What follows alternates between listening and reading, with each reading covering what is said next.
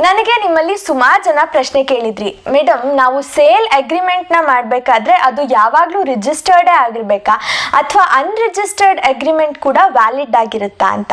ನೋಡಿ, ಯಾವಾಗಲೂ ರಿಜಿಸ್ಟರ್ ಮಾಡಿಸೋದು ಎಲ್ಲ ಕಾಲಕ್ಕೂ ಒಳ್ಳೆಯದು ಅಂತಲೇ ನಾನು ಹೇಳ್ತೀನಿ. ಆದರೆ ಇತ್ತೀಚೆಗೂ ಕೂಡ ಸುಪ್ರೀಂ ಕೋರ್ಟ್ ಒಂದು ಡಿಸಿಷನ್ನಲ್ಲಿ ನೀವು ಕಾಂಟ್ರಾಕ್ಟ್ ಇತ್ತು ನಿಮ್ಮ ಮಧ್ಯ ಅಂತ ಪ್ರೂವ್ ಮಾಡೋಕ್ಕೆ ಸ್ಪೆಸಿಫಿಕ್ ರಿಲೀಫ್ ಆ್ಯಕ್ಟ್ ಅಡಿಯಲ್ಲಿ ಎವಿಡೆನ್ಸ್ ಫಾರ್ ಕಾಂಟ್ರಾಕ್ಟ್ ಅಂತ ನೀವೇನಾದರೂ ಪ್ರೂವ್ ಮಾಡ್ತಿದ್ದಾರೆ ಅಂತಂದರೆ ಆಗ ಅನ್ರಿಜಿಸ್ಟರ್ಡ್ ಅಗ್ರಿಮೆಂಟ್ ಕೂಡ ವ್ಯಾಲಿಡ್ ಆಗಿರುತ್ತೆ ಅಂತ ಸುಪ್ರೀಂ ಕೋರ್ಟ್ ಹೇಳಿದೆ. ಆದರೆ ನೆನಪಿಡಿ, ನಮ್ಮಲ್ಲಿ ನ್ಯೂ ರಿಜಿಸ್ಟ್ರೇಷನ್ ಆ್ಯಕ್ಟ್ ಇನ್ನೇನು ಸ್ವಲ್ಪ ದಿನದಲ್ಲಿ ಜಾರಿ ಆಗಲಿದೆ. ಅದು ಬಂದ ಮೇಲೆ ಎಲ್ಲ ಪ್ರಾಪರ್ಟಿ ಡಾಕ್ಯುಮೆಂಟ್ಸು ನೀವು ಯಾವುದೇ ಅಗ್ರಿಮೆಂಟ್ ಮಾಡಿ ಅಥವಾ ಪವರ್ ಆಫ್ ಅಟಾರ್ನಿ ಕೊಡಿ, ಎಲ್ಲದೂ ಕೂಡ ರಿಜಿಸ್ಟರ್ಡ್ ಆಗಿ ಅದು ಅಪ್ಲೋಡ್ ಕೂಡ ಆನ್ಲೈನ್ನಲ್ಲಿ ಆಗಲೇಬೇಕಾಗುತ್ತೆ.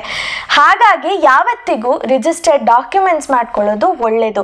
ಈ ವಿಷಯ ನಿಮಗೆ ಸಹಾಯ ಆಗುತ್ತೆ ಅಂತ ಭಾವಿಸ್ತೀನಿ. ಇನ್ನಷ್ಟು ಲೀಗಲ್ ಬೈಟ್ಸ್ಗೆ ನನ್ನ ಪೇಜ್ನ ಫಾಲೋ ಮಾಡಿ.